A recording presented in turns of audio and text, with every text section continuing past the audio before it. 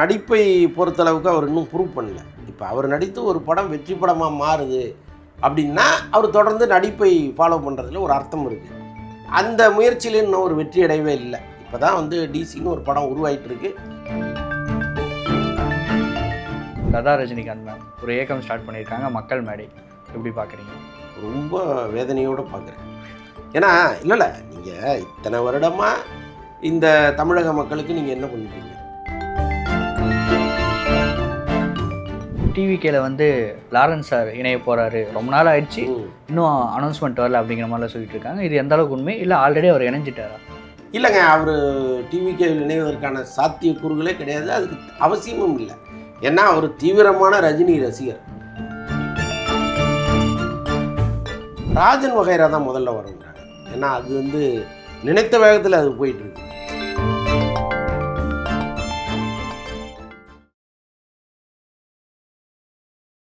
அடுத்து லோகேஷ் கனகராஜ் அவர் வந்து மூவி ஒரு 2 மூவி சரியாக போகலை அப்படின்னதுமே அவர் வந்து நடிக்க போயிட்டார், பெருசாக எதுவும் ரெஸ்பான்ஸ் பண்ண மாட்டேங்கிறாரு, டைரக்ஷன் சார்ந்து எதாவது கேட்டால் ஆன்சர் பண்ண மாட்டேங்கிறாரு அப்படிங்கிற மாதிரி இருக்குது. இன்னும் அதையும் தாண்டி பார்த்தீங்கன்னா அல்லு அர்ஜுன் படம் முடிச்சுட்டு அவர் வந்து நடிக்க மட்டும் தான் போகிறாரு, படமே டைரக்ட் பண்ண மாட்டார், ஏன்னா அவருக்கு அந்த மைண்ட் செட் போயிடுச்சு அப்படிங்கிற மாதிரிலாம் சொல்லிட்டுருக்காங்க. அது எந்த அளவுக்கு உண்மை? இல்லைங்க, இப்போ நடிப்பை பொறுத்தளவுக்கு அவர் இன்னும் ப்ரூவ் பண்ணல. இப்போ அவர் நடித்து ஒரு படம் வெற்றி படமாக மாறுது அப்படின்னா அவர் தொடர்ந்து நடிப்பை ஃபாலோ பண்ணுறதுல ஒரு அர்த்தம் இருக்குது. அந்த முயற்சியில் இன்னும் ஒரு வெற்றி அடையவே இல்லை. இப்போ தான் வந்து டிசின்னு ஒரு படம் உருவாகிட்டு இருக்கு. ஒருவேளை அந்த படம் ஒரு மிகப்பெரிய ஹிட்டாக மாறுச்சுன்னா இப்போ நீங்கள் சொல்கிற விஷயம் நடக்கும். அது வரைக்கும் அவர் வந்து ஒரு டைரக்டராக தான் இங்கே ட்ராவல் பண்ணிகிட்டு இருப்பார். எப்போவுமே ஒரு தோல்வி விட்ட டைரக்டருக்கு ஒரு பெரும் வேகம் இருக்கும். நம்ம திரும்ப எப்படியாவது நம்ம இடத்த பிடிக்கணுங்கிற ஒரு வேகம் இருக்கும். இன்னொன்று, எல்லா இயக்குநர்களை விட இன்றைக்கி இருக்கிற இந்த இளைய தலைமுறை ரொம்ப கவர்ந்தவர் லோகேஷ் கனகராஜ். கண்டிப்பாக அவர் 1-2 படங்களில் வந்து அவருடைய வெற்றி வாய்ப்பு தவற விட்டுருக்கலாம், அல்லது எங்கேயோ சறுக்கி இருக்கலாம். ஆனால் அவர் மீது வைத்திருந்த நம்பிக்கையை அப்படியே தான் இந்த கூட்டம் வச்சுருக்கு. ஒரு கைதி 2வில் வந்து அதை மாற்றிடலாம். அவர் ஏதோ ஒன்று அவருக்கு கரெக்டாக ஒரு பஞ்ச் அடிக்கிற மாதிரி ஒன்று வந்துருச்சுன்னு வைங்களேன், கட்டாயமாக அதை செய்யக்கூடியவர் தான். ஒருவேளை அந்த காலத்திற்காக அவர் காத்திருக்காரா என்னன்னு தெரியல. அது வரைக்கும் நடிப்புங்கிறது சும்மா ஒரு பைபாஸ் தான். இல்லை அதான் சார், அந்த கைதி 2 கூட அவர் முடிவெடுக்காமல் அவர் வந்து இல்லை நான் நடிக்க போகிறேன் அப்படின்னு சொல்லிட்டு பண்ணிட்டு இருக்காரு. ஏன் அவர் மேலேயே அவருக்கு ஒரு கான்ஃபிடென்ட் இல்லையா?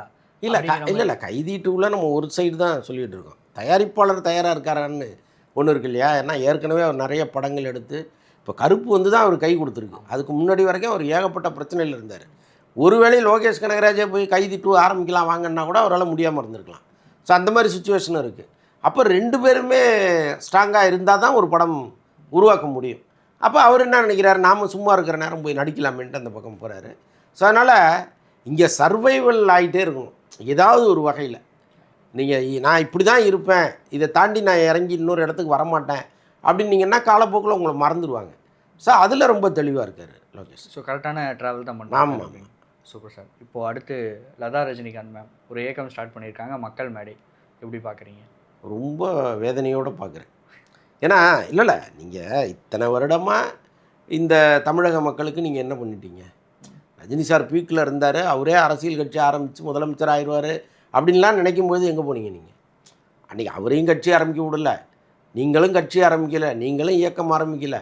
இன்றைக்கி விஜய்னு ஒருத்தர் வந்துட்டாருன்னு வைத்தறிச்சலில் வந்து ஆரம்பிக்கிறது இருக்குல்ல, அதை எப்படி நம்ம ஒத்துக்க முடியும்? இவங்க மார்ச் மாதமே ஆரம்பிச்சிட்டாங்க, விஜயினுடைய வெற்றிக்கும் அவங்களுக்கு சம்மந்தம் இல்லைன்னு நீங்கள் 1000 கருத்துக்களை சொன்னால் கூட அண்ணாமலை கட்சி ஆரம்பிக்கிற அன்றைக்கி தானே ஒரு புதுசாக ஒரு வீடியோவை போடுறீங்க, நான் ஒன்று ஆரம்பிச்சிருக்கிறேன், நான் யாருக்கெல்லாம் அந்த மக்களுக்கு நல்லது செய்யணும்னு நினைக்கிறீங்களோ எல்லாரும் என்னோட வந்து சேருங்க அப்படின்னா, அந்த மக்களுக்கு நல்லது செய்யணுங்கிற எண்ணம் உங்களுக்கு எப்போ வந்துச்சு?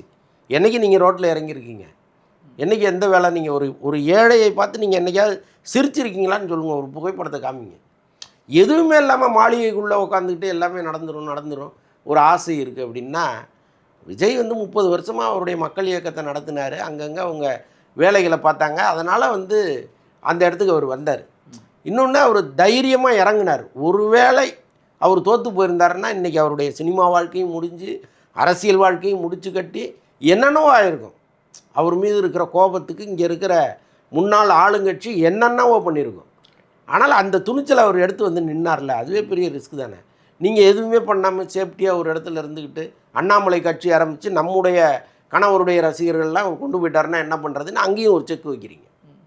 அவங்களுக்கு என்ன நோக்கம்னா, ரஜினி ரசிகர்கள் எல்லாருமே அண்ணாமலை பக்கம் போயிட்டாங்கன்னா அது எப்படி போகிறது? இவ்வளோ கஷ்டப்பட்டு ரஜினி சார் வந்தார், அவர் வந்து அவருடைய ரசிகர்கள்லாம் அப்படி தாரை வார்த்து கொடுத்தா நமக்கு என்ன லாபம்னு நினைக்கிறாங்க. ஸோ அதனால் ஒன்று ஆரம்பித்து நாளைக்கு ஒரு வேளை அண்ணாமலை வந்து வாங்க ரஜினி ரசிகர்கள்லாம் சேர்ந்து வாங்கன்னா அவங்க இந்த எங்கள் இயக்கத்துலேருந்து தான் வருவாங்க, ஒரு கூட்டணி போடுங்க, எனக்கு எத்தனை சீட்டு தரீங்கன்னு கேட்பாங்க. ஸோ இது எல்லாமே ஒரு கால்குலேஷன் தான், மக்களுக்கான பணியெல்லாம் கிடையாது, ஒரு கால்குலேஷன். ரசிகர்களை தக்க வச்சுக்க ஒரு விஷயம் பண்ணியிருக்காங்க. ஆமாம், ஒரு கால்குலேஷன். ரெட் ஜெயின் நிறுவனம் பற்றி முன்னாடி, அதாவது அவங்க திமுக ஆட்சி இருந்தபோது ஒரு விஷயம் போயிட்டு இருந்தது என்னென்னா, ஒரு மோனோபோலியாக அவங்க தான் செயல்படுறாங்க அப்படிங்கிற மாதிரி. இப்போது ரெட் ஜெயின் நிறுவனத்தோட ஃப்யூச்சர் என்னவாக இருக்கும்? அவங்க இப்போ கொஞ்சம் பெருசாக ஆக்டிவாக இல்லை. இது எனக்கு தெரிஞ்சு விஜய் சார் வந்து ரெட் ஜெயின் நிறுவனத்தின் மீது பெருசாக டிஸ்டர்ப் பண்ண மாட்டாருன்னு தான் நான் நினைக்கிறேன். ஏன்னா இங்கே சினிமா தொழில் செய்வதற்கு எல்லாருக்கும் உரிமை இருக்குங்கிறத அவர் தொடர்ந்து பார்த்துட்டே இருக்கார். இப்போ ரெட் ஜெயின்ட்டு வர்றது கூட இங்கே ஒரு வகையில் நல்லதாக தான் இருந்துச்சு. என்ன காரணம் அப்படின்னா, நீங்கள் பல ஏரியாக்களில் ஒரு மாஃபியா மாதிரி ஒருத்தர் இருந்தாங்க. அவங்க கண்ட்ரோலில் ஒரு 60-70 தியேட்டர் இருக்கும். இப்போ நீங்கள் எனக்கு இந்த விலைக்கு படத்தை கொடுக்கலன்னா நான் இந்த 60 தியேட்டர்லேயும் உங்கள் படத்தை போட விட மாட்டேன்னு சொல்கிற சூழ்நிலையெல்லாம் இருந்துச்சு. அதையெல்லாம் உடைச்சது வந்து ரெட் ஜெயிண்ட் தான். அங்கங்கே இருந்த குறுநில மன்னர்கள்லாம் ஓடி ஒளிஞ்சது ரெட் ஜெயிண்ட் வந்த பிறகு தான். இது எல்லாமே விஜய்க்கும் தெரியும். ஸோ அதனால் வந்து பெருசாக அவங்கள டிஸ்டர்ப் பண்ண மாட்டார். அவங்களோட தொழில் அதை அவங்க செய்யட்டும்னு தான் அவர் நினைப்பார். இவங்க ஃப்ரீக்வெண்ட்டாக ஒர்க் பண்ணணும். என்னத்துக்கு விஜய் வந்துட்டார், நாம் எதுக்கு இதில் போய் அப்படின்னு அவங்க ஒதுங்கினா அது அவங்களுடைய விருப்பம். பட் இவர் டிஸ்டர்ப் பண்ணுவாருன்னா பண்ண மாட்டாருன்னு தான் நான் நினைக்கிறேன். Okay sir. இப்போ அடுத்தடுத்து இவர் உதயநிதி ஸ்டாலினுமே நடிக்க போகிறாரு, கதை கேட்டுட்ருக்காரு அப்படிங்கிற மாதிரிலாம் தகவல் வருது. அது எந்தளவுக்கு உண்மை? தப்பு இல்லையா? அதாவது நான் விஜய் சார் கட்சி ஆரம்பித்து நடத்திக்கிட்டு இருக்கும்போதே இதுதான் என்னுடைய கடைசி படம்னு அறிவிக்கும்போது பல சேனல்களில் நான் பேசினேன். அப்படி அவர் சொல்லக்கூடாது. அவர் நாளைக்கு அவர் நினைத்த இடத்தை அடைகிற வரைக்கும், அதாவது முதலமைச்சர் சீட்டில் உட்கார்ற வரைக்கும் அவர் தொடர்ந்து நடிக்கணும் அப்படின்னு நான் சொல்லிகிட்டு இருந்தேன். அவர் வந்து பிரமாதமாக வந்து உட்காந்துட்டார். இனிமேல் நடிக்க வேண்டிய அவசியம் இல்லை. ஆனால் உதயநிதி போன்றவர்கள் எதிர்க்கட்சி தலைவர் தானே. இப்போ இவங்க வந்து நடிக்கக்கூடாதுன்னு எந்த சட்டமும் இங்கே கிடையாது. அதனால் அவர் தொடர்ந்து நடிக்கலாம். இன்னொன்று, திரைத்துறையில் நீங்கள் ஒரு முக்கியமான இடத்தில் இருக்கும் பொழுது தான் உங்களுக்கான ரசிகர் கூட்டங்கிறது ஒன்று வந்துகிட்டே இருக்கும்.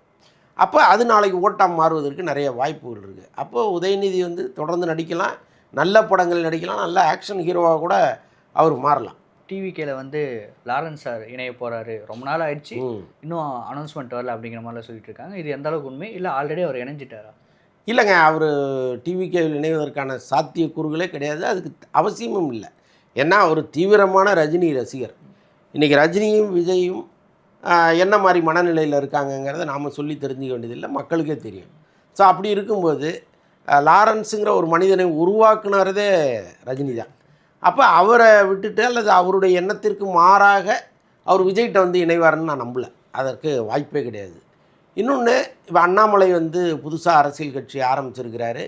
ரஜினியின் அறிவுறுத்தலின் பேரில் அவர் அண்ணாமலை கட்சியில் சேருவதற்கு வாய்ப்பு இருக்குது.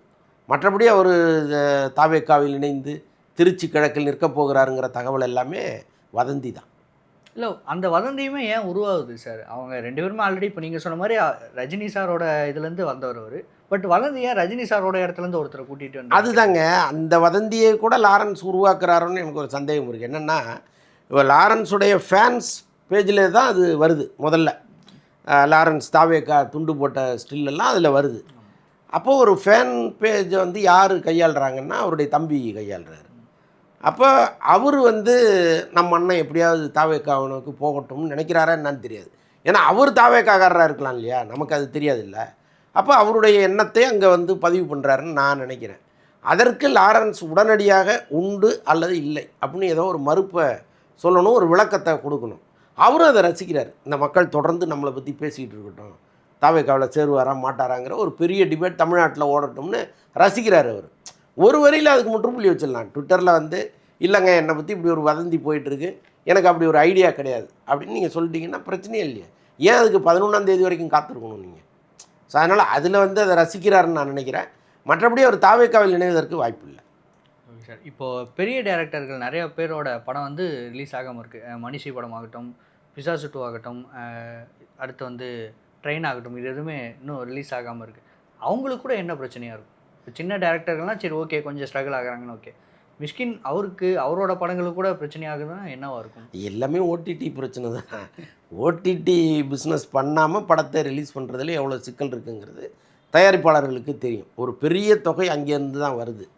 படம் ஒருவேளை தியேட்டருக்கு வந்து சரியாக போகலை அப்படின்னா ஓடிடி அதுக்கப்புறம் பிஸ்னஸ் பண்ணவே முடியாது. ஸோ அப்படி ஒரு சிக்கல் இருக்கிறதுனால முதல்ல ஓடிடி பிஸ்னஸ் பண்ணிவிட்டு படத்தை ரிலீஸ் பண்ணுவோம்னு தள்ளி தள்ளி போட்டுகிட்டே இருக்காங்க. இப்போ தானு சாரை பொறுத்தளவுக்கு அவர் இப்போ அடுத்து அரசன் பண்ணிகிட்ருக்காரு, ராஜன் வகைரா பண்ணிகிட்ருக்காரு, அதோடு சேர்த்து ட்ரெயின் படத்தையும் கொடுத்துடலான்னு அவர் நினச்சிட்டு இருக்காரு.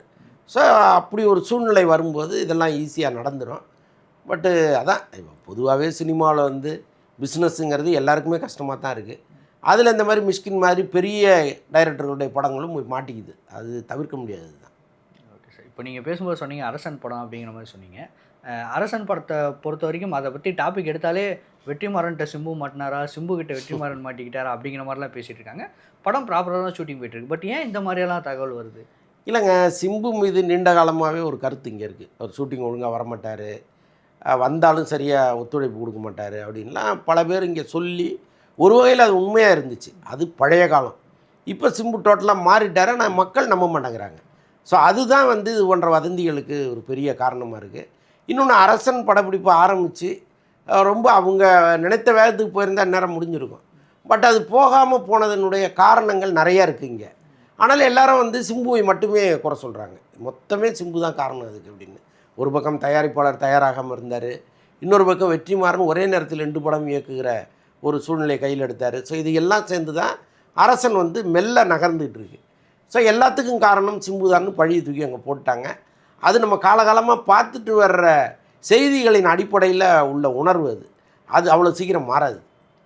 சரி, அப்படி பார்த்தாலும் சிம்பு சார் வந்து அவரோட படங்கள் தொடர்ந்து ஒரு 1 இயர் ஒன்ஸாவது ஒன்று ரிலீஸ் பண்ணலாம். பட் அவருமே ஒரு 2 வருஷம் ஒன்ஸ் தான் படமே ரிலீஸ் பண்ணுறாருங்கிறப்போ சரி ஓகே, அவர் லேட்டாக தான் போகிறாரு போல், ஷூட்டிங் உண்மையாலுமே டிலே ஆகுது போலன்னு யோசிக்க தோணுது. அதாங்க நான் சிபி சக்கரவர்த்திக்கு சொன்னேன்ல, எல்லாம் நேரம்னு. கிட்டத்தட்ட சிம்புக்கும் அதுதான் நேரம்னு தான் அதை பார்க்க வேண்டியதாக இருக்குது. பாருங்கள், தக் லைஃப் ரொம்ப நம்பிக்கையோடு பண்ணார் அவர். கடைசியில் அப்படி வந்து அவர் கவுத்து விட்டுருச்சு. அதற்கப்புறம் வந்து அவர் படங்களை செலக்ட் பண்ணுறதுக்கு ரொம்ப டைம் எடுத்துக்கிட்டாரு. அப்புறம் வரிசையாக 4 டைரக்டரில் அனௌன்ஸ் பண்ணார். 4 பேருமே அங்கங்கே லாக் ஆகிட்டாங்க. ஆமாம். அதுக்கப்புறம் வந்து நினச்ச வேகத்தில் போகவே இல்லை. பாருங்கள், அஸ்வத் மாரிமுத்து படம் ஆகஸ்ட்டில் துவங்கணும், அவர் இங்கே ரஜினி படம் பண்ண வந்துட்டார். அப்போ தப்பு யார் மேலே இருக்குது? ஸோ அதனால் அவருக்கும் நேரம் சரியில்லை, அவ்வளோதான். அப்போது திரும்ப நம்ம வந்து வெற்றிமாறன் சார் அவர்கிட்ட நம்ம வருவோம்.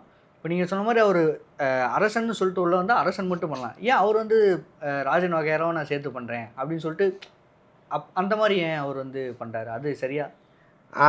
அதுக்கு காரணம் ஒரு வகையில் சிம்புவாக கூட இருக்கலாம்.